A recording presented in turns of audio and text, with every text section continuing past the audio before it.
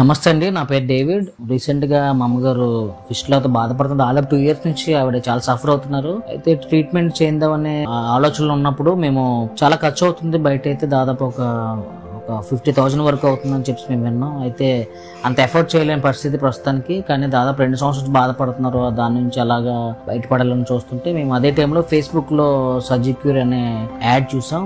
అది laser treatment ద్వారా అది చేస్తారని విన్నాం. అయితే దానికోసం మేము వాళ్ళని అప్రోచ్ అయినప్పుడు ఇమీడియట్గా అనిత అనే ఒక పర్సన్ నాకు ఆవిడ డీటెయిల్స్ నాకు వచ్చాయండి. ఆవిడే మాకు ఫోన్ చేశారు మా డీటెయిల్స్ పెడితే. అయితే ప్యాకేజ్ అంతా కూడా మాకు చాలా ఎఫర్టబుల్గా ఉంది. మేము ఎఫర్ట్ చేయగలిగితే అది ఉంది, మాకు చాలా నచ్చిందండి. సో లేజర్ ట్రీట్మెంట్ ఇది అడ్వాన్స్ టెక్నాలజీ. అది ఒక్క రోజులో అది బయటికి హాస్పిటల్ నుంచి వచ్చేయడం జరుగుతుంది అని మేము మాకు చక్కగా ఎక్స్ప్లెయిన్ చేశారు. సో నిన్న మా అమ్మగారి పేరు చిన్ని అండి. మా అమ్మగారికి నిన్న సర్జరీ జరిగింది, లేజర్ ట్రీట్మెంట్ ద్వారా చేశారు. అక్కడున్న స్టాఫ్ కానీ లేకపోతే డాక్టర్ గారికి చాలా మంచి ట్రీట్మెంట్ చేశారు, మంచి సజెషన్స్ ఇచ్చారు. ఈ తర్వాత ఎలా ఉండాలనేది కూడా మాకు చక్కగా వాళ్ళు చెప్పారండి. మేమైతే సర్జిక్యూర్ని చాలా అప్రిషియేట్ చేస్తున్నాం. చాలా మంచి సర్వీస్ సర్జిక్యూర్ వారు మాకు అందించారు.